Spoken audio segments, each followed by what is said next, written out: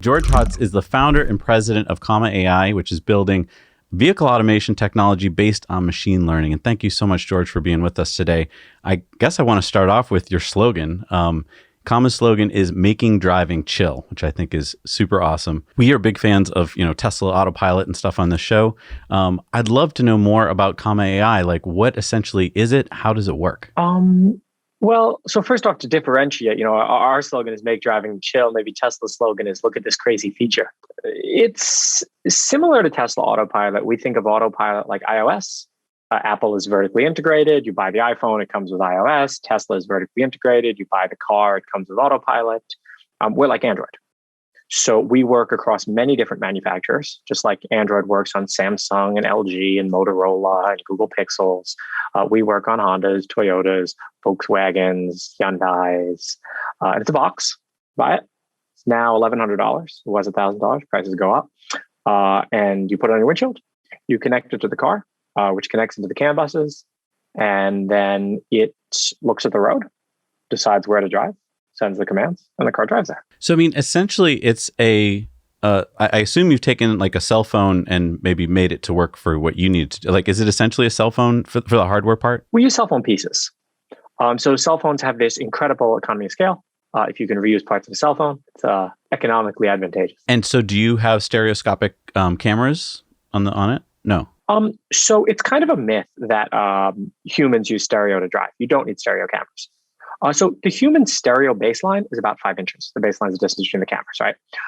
With a 5-inch baseline, you can usually only see about, like, say, 20 to 40x your baseline. Okay, so let's be generous, 40x, right? So 40 times 5 is 200. But 200 inches really isn't that far. But I mean, it's good enough for hunting a rabbit or, is that saber-toothed tiger going to kill me? Like, that's why we evolved to have eyes like this and not eyes way out here. I mean, that makes sense. Okay, so having stereoscopic vision doesn't help when you're driving. Yeah, the human depth perception is only used like, look, I can pick things up on this desk pretty easily. And at this range, I'm using my stereo. But at driving ranges, which are like, 10 meters is close, your stereo says nothing. You have no stereo information at 10 meters from your two eyes. Also, the human two eyes is perhaps more for redundancy than stereo. Okay. I just had this drilled into me that we had to have stereoscopic vision. Okay. I mean, if you wanted to have useful stereoscopic vision, would you need to have one camera on either side of the car? Pretty much, yeah. So Subaru does it. If you look at the Subaru eyesight system, the cameras are pretty far apart, but it really isn't very useful. We can very precisely determine the distance to the car from one camera because you can make assumptions about the scene, right? You know the size of a car and you know the road plate. So you can know, we know where the car is accurate to like 5%, which is plenty with one camera. Okay, and so your system, does it have a driver-facing camera? Mm-hmm. Yep. We have a camera which faces and monitors the driver as well. I think this is one of the things Autopilot gets wrong. I don't like their paying attention to detection. Touching the wheel, especially when the wheel disengages, is, I don't think, a good choice. So we just watch the driver. And if the driver doesn't pay attention, the system will beep and then it will disengage. And so what kind of camera is it that's looking at the driver? Selfie cam, my cell phone. Oh, okay. So, because I know that some use infrared and... Well, we do, yeah. So our new hardware, and this was the big difference between the Eon and the Comma 2, we replaced the selfie cam with a version without the infrared filter. So most cameras have an infrared filter. We got a version of the camera without it. It's the same camera, but no filter. And then we have 2 IR LEDs on the bottom, so we can do driver monitoring at night as well as during the day. So it'll look dark in the cabin to the human eye, but for the computer vision, it'll see. So it's just a regular camera without the IR filter. So it would look kind of bizarre if it took a picture, but you don't care. You're just looking at the person. Yeah, it's got a very purpley glow to it. I think we're using 850 nanometer LEDs. So, outside anything the human's going to see. But now, you claim that you want to solve autonomous driving in measurable, valuable increments, which I thought was a really cool way to look at it. Because with Tesla, it's like everyone's going to be mad at them until they get to final full self-driving. But with you guys, you're saying, when we get to a stage that we think adds value, you can go ahead and buy it at that stage. I mean, Tesla's doing the same thing as well, right? It's not like Tesla is, and then, I like Tesla for this. I think that it's the Waymo and Cruises of the world who are doomed. These companies who are like, we're not going to ship anything until it's perfect, or like Waymo ships. I heard a good joke about Waymo. Waymo is inverse Moore's law. 2 years ago, the operational area was 100 square miles, and now it's 50 square miles. And if it keeps continuing at this rate in 20 years, you won't even be able to fit one Waymo car in the operating area. Well, yeah, explain that to us, because we do make fun of Waymo a lot on the show, that we think that they're doing it wrong. They're mapping, instead of, like a Tesla car or your car can kind of be dropped in pretty much anywhere and do its thing. Why is Waymo getting this wrong? Like, they're smart people. Why are they getting it wrong? I mean, Waymo started in a very different time. During that time, it was unclear that Waymo was the wrong approach. But after you've worked on it for a few years and you realize that the long tail is never going to stop, you're never going to be able to hand engineer a solution to the driving problem. You have to use big data and machine learning. Well, okay, who at Waymo is capable of course correcting, right? Who at Waymo could say, hey, wait a second. The last 10 years, it was kind of stupid. We should really do something different. Nobody has that power. Well, and you wouldn't want to. You wouldn't want to say, hey, big money at Google. You know how we've been working and I've been in charge. I've been doing it wrong the whole time. Can we do something different? And it's going to be like, well, you're gone. Right. Yep. And it takes an Elon Musk-like person to actually be able to do that. And, Waymo doesn't have any Elon Musk type people. Now, you have the second largest fleet outside of Tesla, according to you guys. And then you said likely to be the largest soon. So I guess my first question is roughly how many users do you have now? About 5,000. And then how can you get from 5,000 to more than Tesla's numbers soon? Is it because you don't have to build the cars? Yeah. So, I mean, soon is always when is soon? Is it going to be this year? No. But is it going to be in the next 10 years? I think so. And because, there's a lot more Android devices in the world than iOS devices. And this is for two reasons. One, there's a lot more manufacturers of Android devices. And two, Android devices span a whole price range, right? Tesla's never going to make a $15,000 car. I mean, maybe, but it's unlikely, right? With us, you can buy a base model Corolla, $15,000, $16,000, stick the device in, it'll drive. So because we can target this low end, we can target the used market, there is a much larger potential audience for Comma than for Tesla. What has to be in the car for you to control it? Because I remember watching the Mythbusters or whatever, and they would spend half the episode just getting the car to be a remote control car, and there'd be servo motors and all this stuff. There's none of that in your system. You don't have. So what changed in cars? Two things. The first thing that changed was electronic power steering.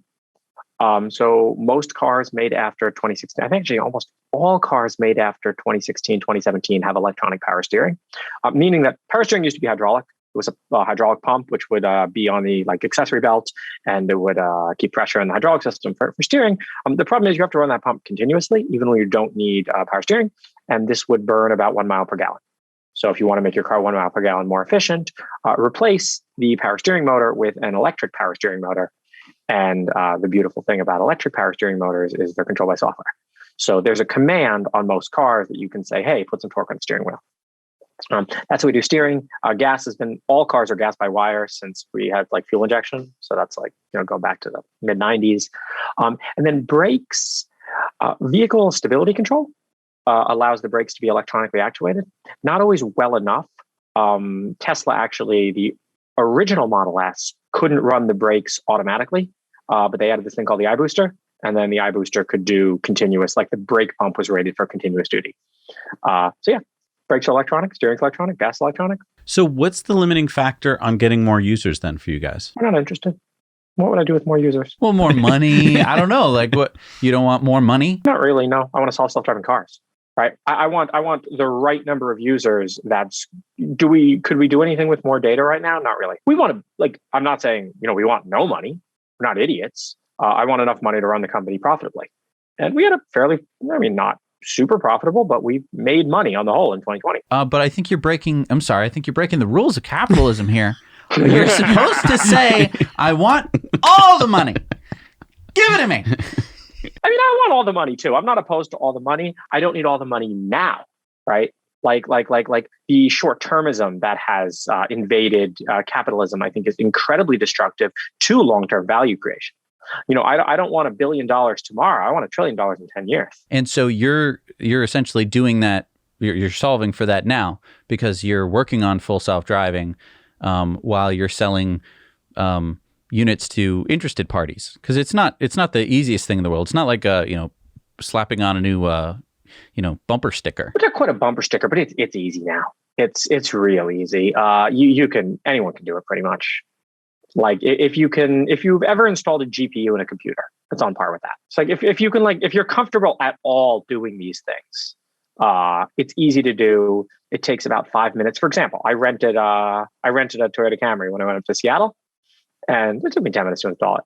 Put it in the rental car, took it out. Yeah. You're able to put Autopilot in gasoline powered cars. Is there a difference between electric and gas powered? Because with electric, you can just say, give me this much torque, essentially, and it'll do that. With a gas car, it's a little bit more involved. Yeah, controls are really not the limiting factor. The electric controls are, yes, theoretically easier. Your amount of torque is beautiful. Oh, that's great for acceleration. You can also negative torque to regen, but okay, how much regen capability do you have where you don't get the power, right? So there's nuances with electric control as well. Right? It's not a full range of forward torque and backward torque, right? You have to take into account,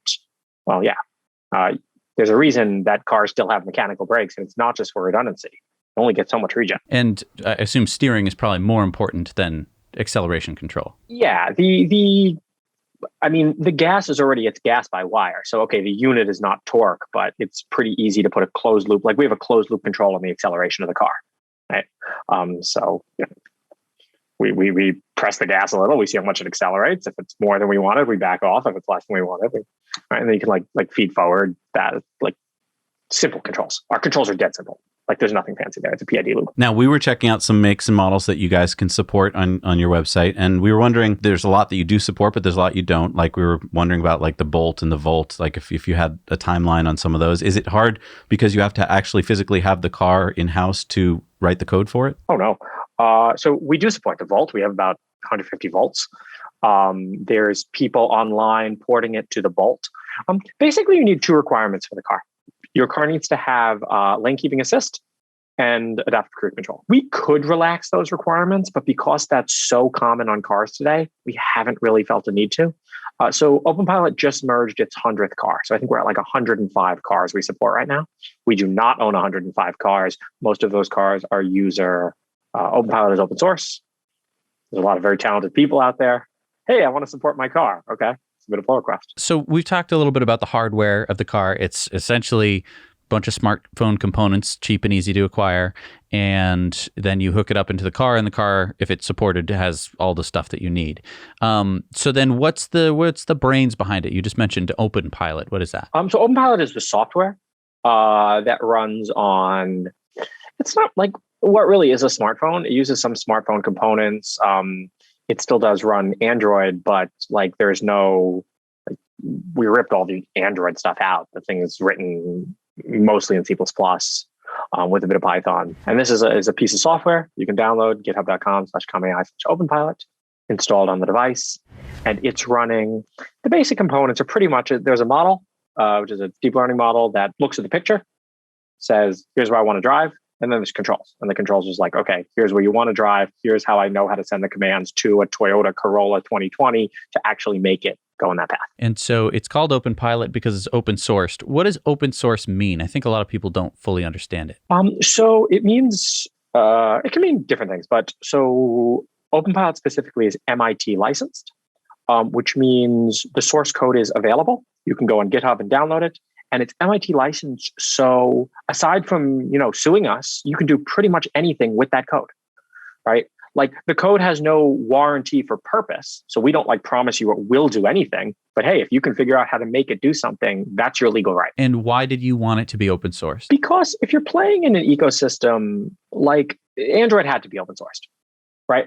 Microsoft tried with Windows Phone, and Windows Phone flopped because nobody's going to buy a second inferior closed source system. You have to make the second player open source. And there's no way that we'd be able to say support 100 cars if it wasn't open source. Right? The scale of the company required to do that is much, much larger. And I think there's so little downside. Like people are like, oh, but how are you going to extract value? I'm like, look, don't worry about that. Solve the problem. You have all the value you want. All right, so here's where I kind of get stuck with Tesla's Autopilot, right? There's level 2 where we're at now, which is, it's great. I mean, I love it. It adds a lot of features for many drivers. And in fact, that's what Jesse and I spend a lot of our time trying to tell people about, is like, you should really try this because it really is awesome. For a 60-mile drive, it just completely changes everything. And that's why I think you guys call it chill. You can chill out and relax. But at the other end of the spectrum, there's level 5, right? Which is the promise of getting to, I can fall asleep in my car. But there's now going to be these middle years, right? Where we're going to go from level 2 to level 5. In these middle years, I'm going to have to like wake up from my nap to take over, if the car can't handle it, or, whatever level we're at. Are you excited about getting to level 5? Or does the challenge of solving each new level, is that what interests you? I don't think the levels really mean that much. I mean, I think that like with the new Tesla DMV thing, Tesla internally believes pretty much the same stuff. The only difference between the levels is who's taking liability, right? In level 2, the driver is always liable. In level 3, the manufacturer is sometimes liable. In level 4, the manufacturer is liable in a predefined area. And in level 5, the manufacturer is liable anywhere. Why do I want liability? I mean, Tesla knows this too. I'm just more honest about it, right? We're level 2 forever.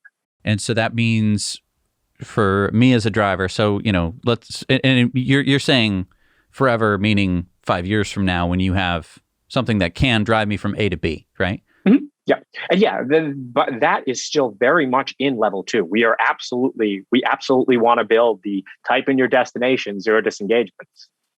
Right. We'll get there. We're 1 to 2 years behind Tesla. So I have a question about data gathering. What kind of data are you gathering right now? What's important when you have your cars driving? Is it when the car is in Comma that you value that data, or is it also when I'm just driving the car myself? We take it all. And so that's valuable for me driving it myself. That's valuable data to you. In fact, we only train on you driving it yourself. When we train the models, we do not train on when Comma was driving, because it's a feedback loop and you don't want that. Oh, interesting. And so do you label me as a driver? So you're like, Zac's an awful driver. Let's give him a factor of 1 because he sucks. Doesn't matter. It doesn't matter? Oh, interesting. It's an Anna Karenina quote. All good drivers are good in the same way. All bad drivers are bad in different ways. But because they're bad in different ways, it becomes noise in big data. Right, we have 5,000. I think right now, our new model that we just shipped was trained on 3,200 different drivers. The badness washes out and the goodness stays. Well, that's a good point. I mean, if you've ever been in the car with a bad driver, they are usually bad in one specific way. It's usually like, why are you hugging the left line? Why are you hugging the right line? And I guess it would just average out then. Okay, so you gather this data, you're gathering all sorts of things that I assume you have to label. We don't label anything. How does it work? Like, is the limiting factor that you need a whole bunch of people in a room doing stuff with that data and massaging it? Or is the deep learning really good at just figuring stuff out? So Tesla is very much about labeling stuff. Tesla has the data engine. Karpathy talks about it all the time. Big SegNet team in the Philippines. We can't afford this, so we don't do this. We automatically label the data. So we have an automatic ground truthing stack. Think about this. We have a GPS in the device, as well as a gyro, as well as an accelerometer. We can figure out exactly the path that the car went on, right? And that path's in the future. So if you can take the image and you can predict the path, well, that's all you need. And that is automatically ground truthable, no hand labeling required. Wow. So I'm not that smart, but that made a lot of sense to me. Why isn't Tesla doing it that way? Why isn't Tesla doing it that way? They're thinking about it. It's a trade-off. Like, if we had more resources, would we be doing more of the things Tesla's doing? And we use a SegNet, so that's like Tesla's like SegNet labels. We use that for some part of our automatic ground truthing stack. We have a project called Comma Pencil where we've hand labeled 10,000 images. The community has done it, but those 10,000 images are not directly used for training the models. They're used in the automatic ground truthing stack to, for example, when you're trying to figure out the exact trajectory of a car. We don't just use the GPS and the IMU. We also use the camera. But when you're trying to figure out how the car moved, well, you better filter out the other cars in the scene because they're not moving with the scene. So we use a semantic segmentation for that because it's the best way to do it. So there's some like seed hand labeling, but all the new data that comes in is automatically ground truthed and added to the model. So how do you test new features? So I'm assuming that, in one of your latest versions, I heard that you could remove the lane lines, right? So is the car following the behavior of other drivers? Is it, I'm not clear on how you test your new features. Simulation. So the lane line removal is, you can't exactly say, here are the ground truth paths for the images, because of this problem called behavioral cloning, right? If a human is hugging the left side of the lane, the most likely next thing for them to do is not recover to the center of the lane. It's actually to continue to hugging the lane, because there's a lot more frames where they continue to hug the lane than the one where they happen to recover. And because of this problem, like, you can't just do the obvious thing. So we train it in the simulator, right? Like, we try to figure out where would have the human driven, assuming that they made no mistakes.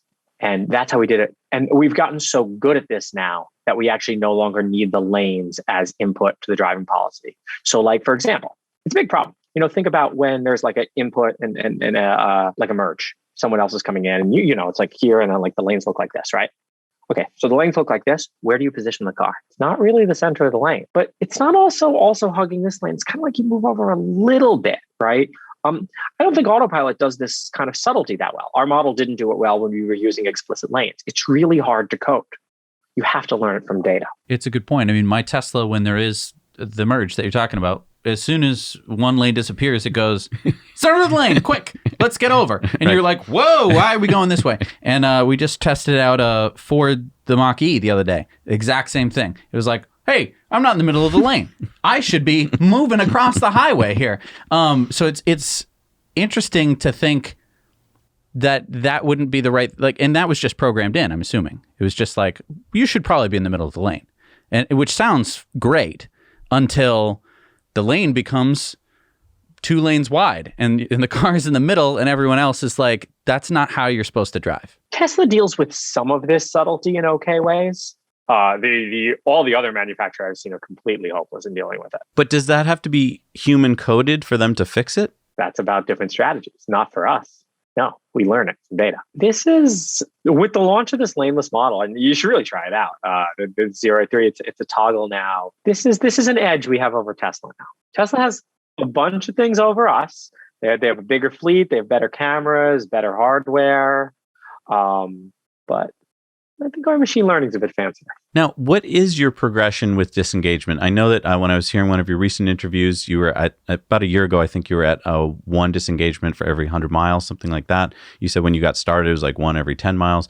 Are you on some kind of exponential curve, or does it get really hard as you approach 0? So right now, like, if you're driving on like decently well-marked highways, it's not really going to make mistakes anymore. It's all the subtlety in the edge cases where there are mistakes. And like, we've kind of stopped thinking about that number, and we've started realizing first we're going to need to get to end-to-end everything.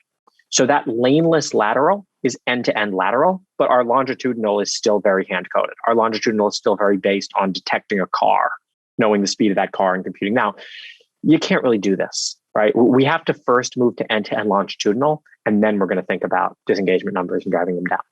Because, okay, let's say in lateral, let's say your car positioning is bad, right? And you can see that it's bad because the human like corrects it. But that correction doesn't give you any information about how your lane lines were labeled wrong. But it does give you information about how your path was labeled wrong.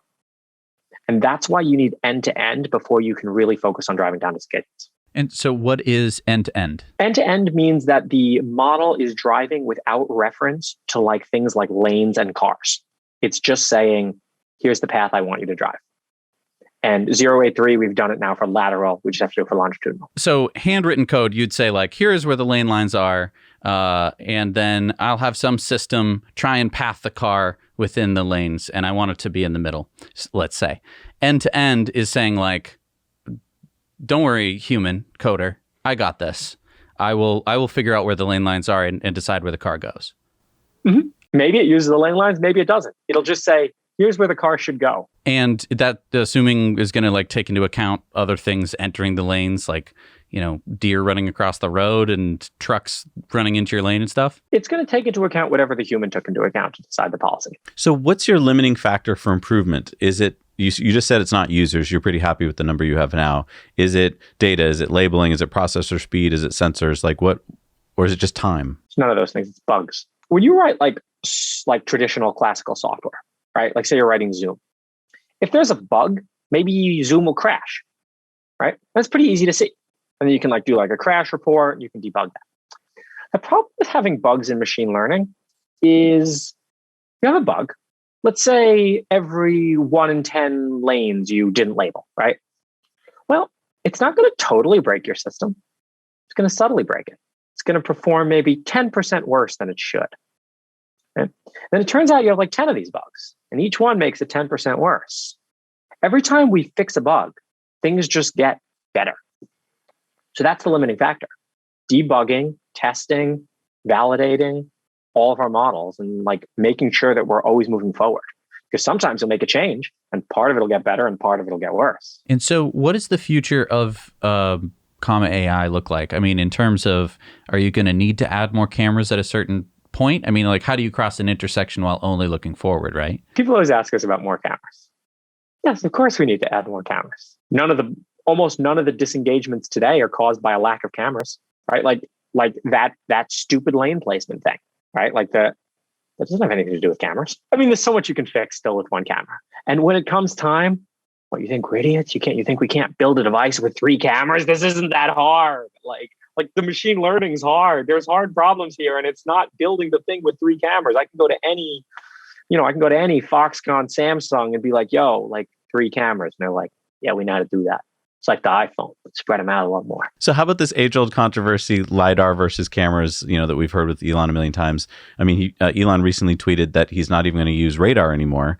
Was he smart to do that approach? But then you raised the other question of like rain, fog, darkness. What do you think? We're moving away from radar too. We're going to be camera only. Humans drive cars with cameras only. People think of the driving problem as like this rigid problem. Right, like they're operating like a plow in a field or a miner or a starship docker, right? Like those things are maybe appropriate to use lidar because they're very like physics-based problems. Driving is not a physics-based problem. Driving is a psychology problem. The hard part in driving is not staying in the middle of the lane. The hard part in driving is being like, look at that guy, what's he gonna do? Actually, there's a flip side of that too. It's not just look at that guy, what's he gonna do? It's driving your car in such a way that the guy behind you understands what you're gonna do. It's not just important to predict, but it's also important to be predictable. And that's why the only acceptable policy for driving is the human policy. Machine-based policies are dangerous. You have to drive like a human if you want to interoperate on human roads. And then you have these like utopian, googly fantasy people who's like, we're going to lobby the city government and replace all the roads with tiny Waymo bubble cars. I'm like, yeah, that's going to happen. Yeah. Well, how about V2V? I mean, what do you think that would solve some of these problems if cars were talking to each other? So we have V2V. Comma actually already ships with V2V. Every car manufactured after like 1950 has a radio transmitter built into it that tells you like when it's going to break. And does it do anything? Like, why have they had these and it hasn't done anything? Every car after 1950 has a radio transmitter that says when it's going to break, right?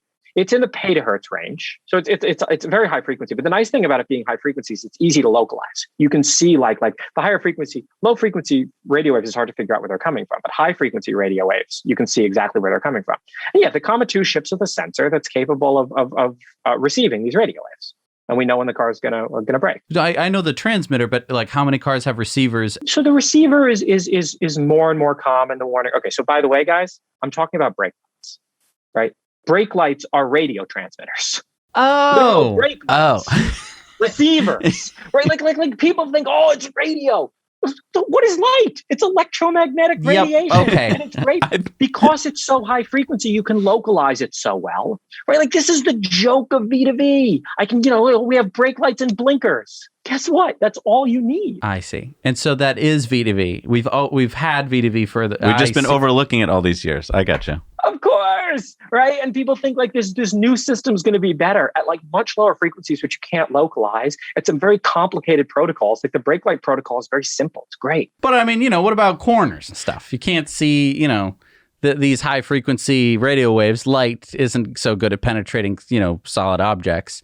So wouldn't it be better if the car was constantly, telling like, I'm here, I am here, I am here. And then another car goes like, you are there. Okay, I understand. You don't need that. You don't need any of that. I mean, the whole car it's not a transmitter, but it's a passive reflector, right? I mean, like Like light is radio waves, right? If you try to sell these camera people and you tell them, oh, it's a fancy V2V radio receiver, yeah, maybe they'll like it better. But I mean, we've been constantly hearing about V2V stuff for the longest time. It's just it's as dumb as it sounds. Absolutely. Okay, I'm always worried that I'm like thinking this sounds really stupid. You know what the beauty of not even like brake lights. So you will get a ticket, by the way, if your radio transmitter doesn't work, right? Cops give you a ticket for that. But the whole car, right? It's a big metal body. It's a radio wave reflector, right? So your car has transmitters, which transmit broad spectrum. Those are the headlights, right? And then they bounce that stuff off the other cars. You can see the other cars, right? And the beauty of this system is it can't really like brake.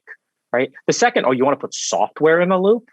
Yeah, look at the Boeing 737 MAX, right? You know what works really well? A big piece of metal. And you see the metal and you're like, oh, I'm not going to hit that. And so why muddy it up with more systems that could be fooled? Because I mean, I remember hearing about like the radar system, and they would have to train to make sure that if they got a really strong radar signal, that it wasn't just like a piece of metal that was slightly bent and, not just reflecting, but also refracting radio signals back. Radar triggers on every manhole cover and bridge.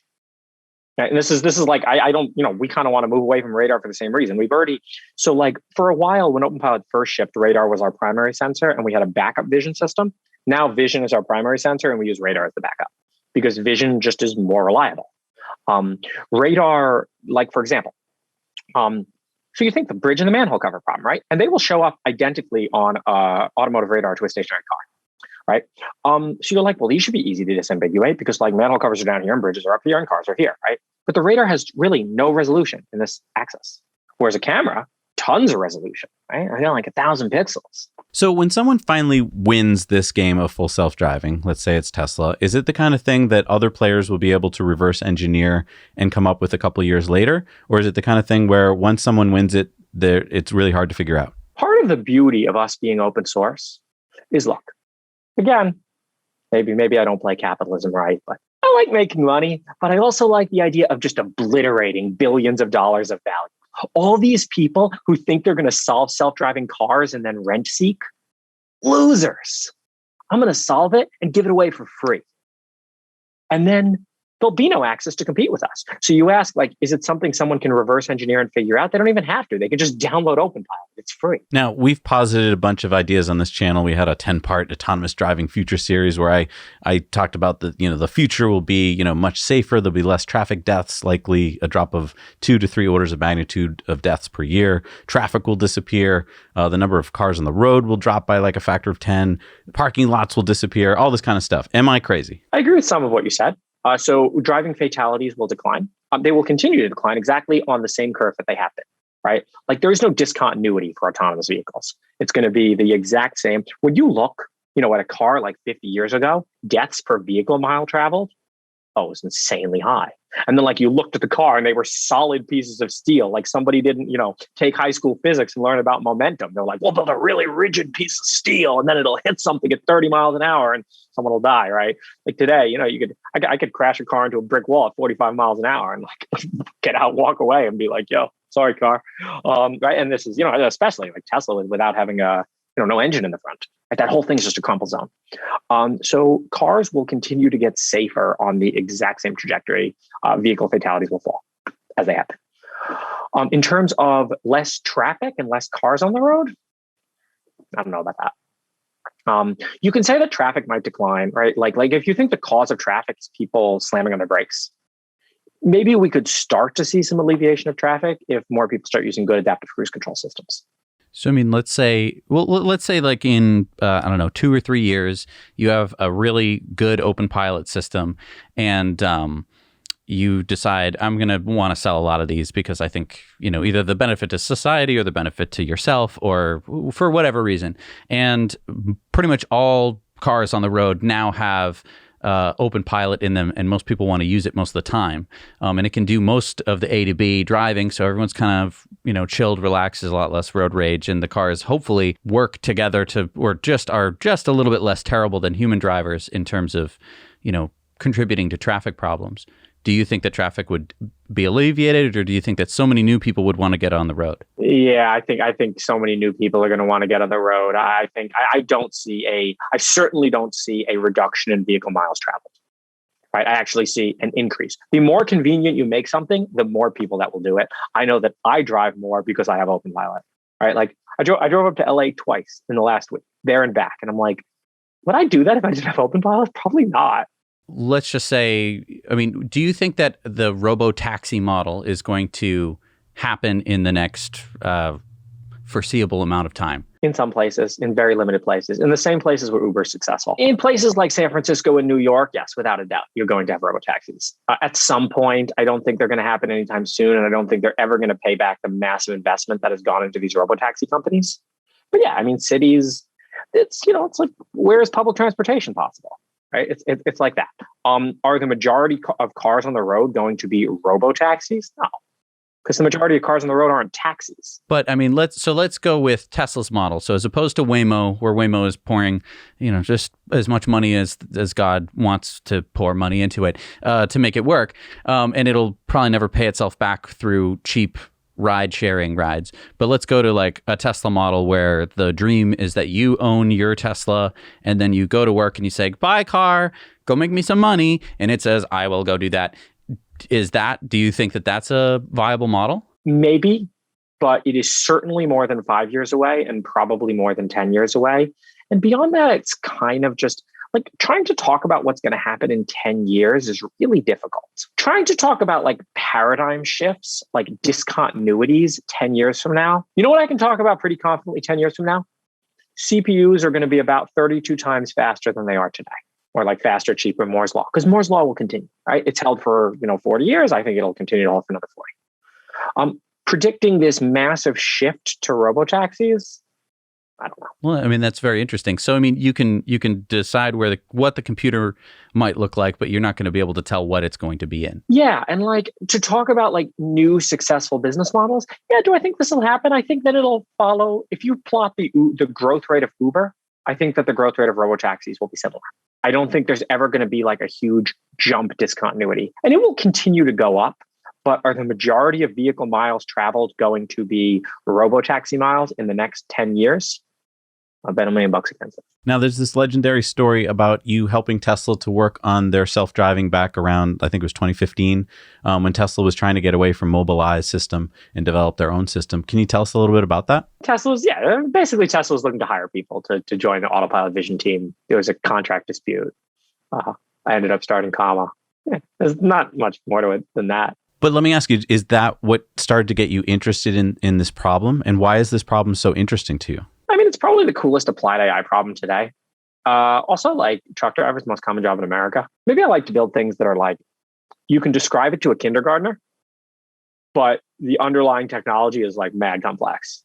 Like, yo, check it out. You put the box in the car, you lean back, and it drives. And that's just interesting enough for you to be working on? I mean, you're a smart guy. You could be doing anything else. I think solving this problem is one of the big ones that's going to lead to progress in AI. Like, it's not like Go. You can solve Go. Go's a cool problem. And like, I would like to work on like things like that as well. But the problem with Go is, well, it doesn't interact with the real world. Go has a very clear model. It's a model of Go. It's a simple model, right? The model of the real world is so much more complex. So it's kind of like, a level above solving these video games. Let's talk about the singularity for a second here, because I try to picture this. And as we see self-driving cars, I feel like autonomous driving cars are one of the first indications we have of how close we're coming to the singularity. Do you think that's true, that this is kind of an indication of the timescales? Yes. I think that autonomous car, I think that like Go was a big, chess was a big one, then Go, then autonomous cars. What goes after that? Yeah, what goes after that? Just asking for a friend, The last job to be replaced is computer programmers, because once you like programming is tool complete, right? Like truck driving is not. Right? Truck driving, you can build tools to help you, but no one really, it's all economics. But like programming, you're using the best tools you possibly can. When you solve that, when computers start to make the breakthroughs in AI themselves, What's your view on traditional big auto companies? Will they be able to keep up with Tesla? Do you think many of them will fail? Will they be able to use your system and so thereby keep up with Tesla? I think what's going to happen here is the exact same thing that happened in the phone industry.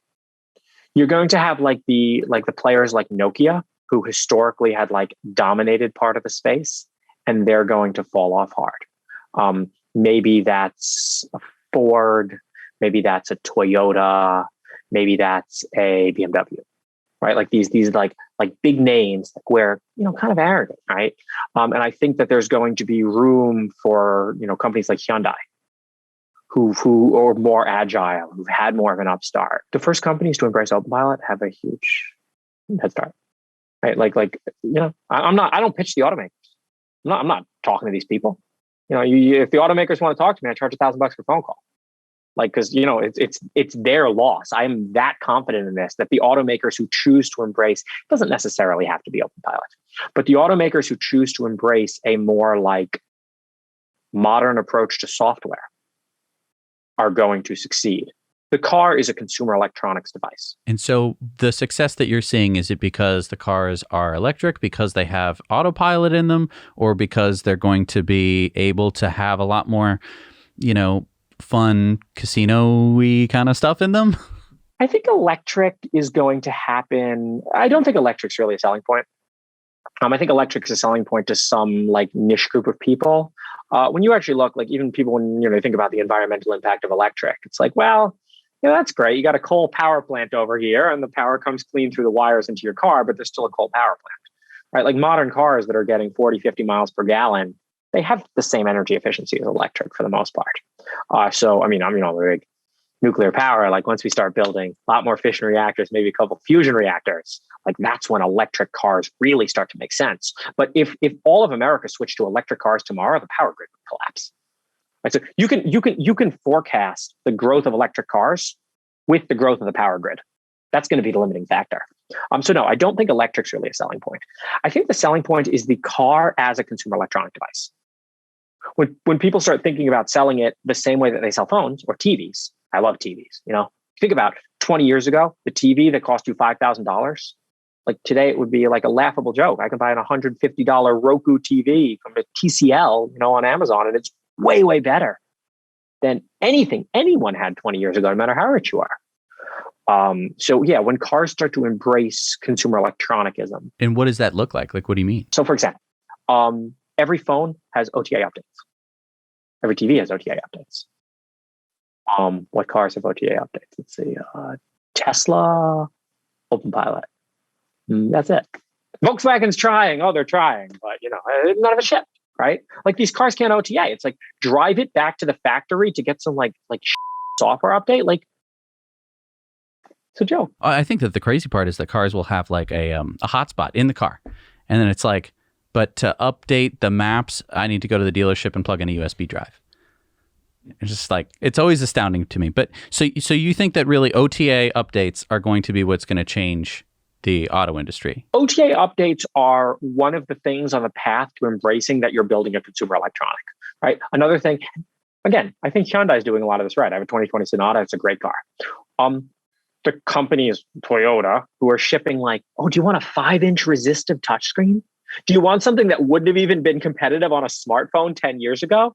No, I actually want a 20-inch capacitive touchscreen, right? And Tesla knows this, right? Again, and then the Hyundai one is good. Mercedes has some good things here. Some of the car manufacturers do understand this. But then the people who are shipping those tiny resistive touchscreens, what are you doing? Do you not understand what you build? I want to talk about this point in history. When I was a kid in the late 70s and 80s, I remember getting our first home computer, a TRS-80, and I was like, this is amazing. And I remember the first sound card I got in a computer, I'm like, this is amazing. But in between, there was long periods of this isn't so amazing. Now, I feel with Neuralink and SpaceX and Starlink and all these things, I'm every day seems amazing.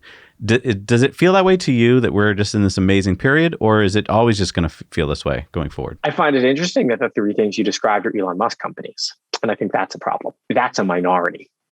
The majority of the money is going into Wall Street and ads. Right? Until these things die, we could be doing so much more.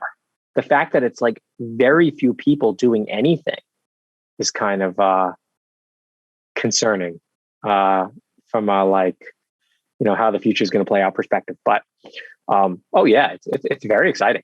Things are getting good. Now, when you say that people aren't doing anything, I mean, there's people who are getting up early in the morning, they're going to work, and then they come home. But you're saying that basically they're not changing the world. Not only are they not changing the world, right? Like there's a lot of people out there who you go to like a coffee shop and you you make lattes for people, right? Like you're not changing the world, but you're doing something, right? Like you're not, it's not like something, but it's something. It's not like I'm talking about the executives of Google and Facebook, right? Like these people, they could do something else.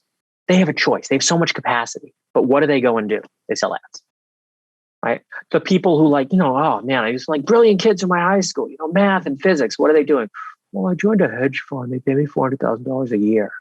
Like, you're a loser being paid in fake money. The money's fake.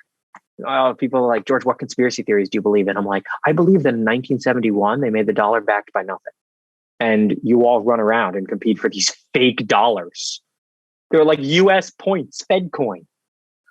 Oh, yeah, hedge funds and ads. Yeah. Well, okay, we got to get out of the hedge funds and ads way of thinking about things. And so it sounds like you're upset at the smart people who become complacent over money, especially when they're not doing anything. And you're making money. Like it's not like you're living on the street or anything, but you are doing something that all of these people. Do you think that all these people that you're complaining about, and I'm saying you're complaining about them, but yeah, I'm complaining about them. Do you think that they could be doing what you're doing? I think that some people are they're always going to look for a job, right?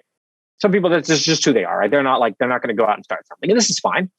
It's just unfortunate that the jobs are at hedge funds and ad companies, right? Like, I think they could just as easily be going to work at Boeing used to build good planes. Like the 787 is a beautiful plane. What happened? Oh, well, we outsourced the labor center. We cut these costs. And you built the 737 MAX, which is such a disgusting airplane. The 737 MAX is a obvious physical symbol of the decline of this kind of culture.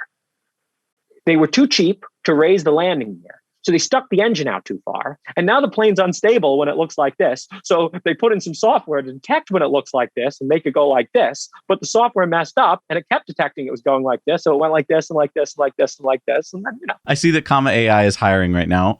Do you need to have a college education to work for Comma.ai? No, I don't really care. I just you need to just kind of know things. And the kind of people who we hire just happen to they know a lot of things about a lot of things. And the way that you get like this is you're just kind of curious about things.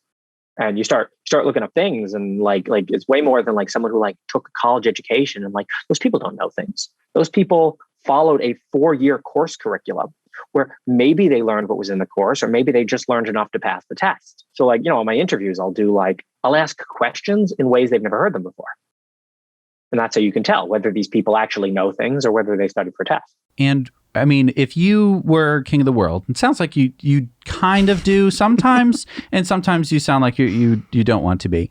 But if you were king of the world, and you were in charge of the educational system, I don't know if this is something that you care about or want to tweak. I mean, how different would it look? Oh, a lot more people would fail. Colleges brag about their low acceptance rates and high graduation rates. It should be the other way around. High acceptance rates, low graduation rates. And so, I mean, you're talking specifically about college, but I mean, using the technology that we've acquired since the latest, evolution in schooling. None of it's any good. There's no ed tech's all fake. Right? The best education is just, somebody who knows things, teaching people who are smart and want to know things. But I mean, I know what you're saying about the technology where they're just oh, we got a 3D printer in the computer lab recently that no one knows how to use and it's always broken. I get that. But I'm saying if you were to completely gut it, redesign the entire educational system from kindergarten to whatever grade system you would use, I mean, would it look completely different, or is that just something you're not that interested in? I don't think about it that much. But my one thing about college is you want high acceptance rates and low graduation rates. And like you almost want that in all school, right? Like they're like talking about like, oh look, this many people finished high school, right? How much dumber did you make high school? Right? So it's something people are bragging about, right? Like you want higher graduation rates, make the school stupider. Well, but then are you worried about the people who don't pass or fail? Like, are you worried about them? Do you just whatever? This is like a political question, but you know, I guess I asked the question of like, well, you know, technology has produced more wealth for the world. I'm living better than a king of France. My salary is $78,000 a year. Like I'm getting paid like a you know, it's a decent salary. I can afford pretty much everything I want, but like I got an HVAC system. Yeah, who built HVAC systems? Yeah, I like that guy. When did you know that you were on the path to be an entrepreneur? Was it since you were a kid? Did it come about like after leaving college? Like when did that become obvious to you? I'm not an entrepreneur. I just wanted to, you know, I saw Elon as a worthy adversary. I wanted to beat him. Still do. That's what we're doing. You know, it's like a little like, you know, we're self-driving cars, right? I'm excited about the laneless stuff. I think there's actually I don't know, I'd really like to beat Tesla. I think Tesla's ahead of us and I think they're probably going to win. But, you know, at least like, I'm so happy that they're out there. It's worthy competition, right? Like what fun is it if it's just like me stomping all over like Toyota and stuff? I want to go back to this question of the users, though. I kind of picture if you have a Venn diagram of your users, you have to be pretty techie. You have to be pretty much into cars. And it seems like those Venn diagrams means that you've got a fairly small user base. I know you said it's easy to install, and I agree with you. It probably is. I haven't installed one yet. I'm dying to. But I know that there's a lot of people who are afraid to even take a panel off their car. And so that's probably like stops a lot of people. Going forward, are you going to have to like convince those people to give this a try? Like how are people going to find out about this? How are they going to want to put this in their cars? We don't put any real effort into growth, but here's what I think is going to happen. As the system gets better and as the value prop is so incredibly clear, you'll just have installer services, right? Dealerships will start doing it, right? Dealerships, again, people who know nothing about the cars, they buy the device from us for $2,000, they sell it to the user for $4,000. And is that the model that you want? Or would you rather work with the OEMs and just have a deal? I like the dealer model better. It's ground up. You can't work with the OEMs. It's impossible, right? Like we've been contacted by OEMs, but like who from the OEM, right? Who has any power inside Subaru? Nobody. I can speak with the CEO of Subaru, but it's not Elon Musk who I could like talk to about real things. The guy's like an MBA. Are you worried about the OEMs going forward that they try and thwart you? If they're trying to sell their systems, their ProPilot 360s and their whatever, Super and Cruise. they're like, our ProPilot 360 doesn't operate as well as Comma.ai. People ask me this question, and they can go look at my Wikipedia page and see how I bested Apple and Sony. And these were companies with $10+ million budgets for preventing piracy and securing the ecosystem.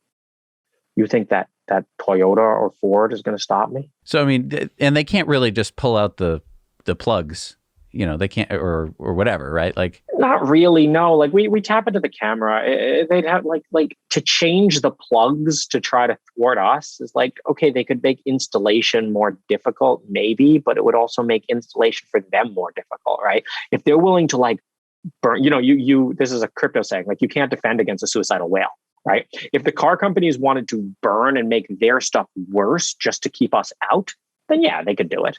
But if they want to keep their stuff any good, no, they don't do it really. So you said that Elon was a worthy adversary. Why do you need an adversary? And why and why is Elon like your adversarial pick? It's not like a real adversary, but like, you need like, in some ways, you need someone who's, going to be able to appreciate what you've done, right? That's, I think, what moves the world kind of forward. So you're like the Sherlock Holmes to the was it the Minecraft? No, that's his brother.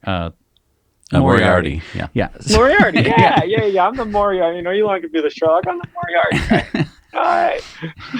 That's awesome. That's really a great place to end. I mean, it's so great to hear that he kind of inspired you. He inspired us. I mean, what we're doing every day is because of him. And it sounds like what you're doing is because of him. And it's really great to see that you're actually making the world a safer, better place, more enjoyable place. I'm here to solve cool problems.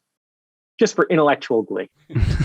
So, all right, you're kind of a young guy, and this problem seems like it's probably going to be maybe buttoned up in your lifetime.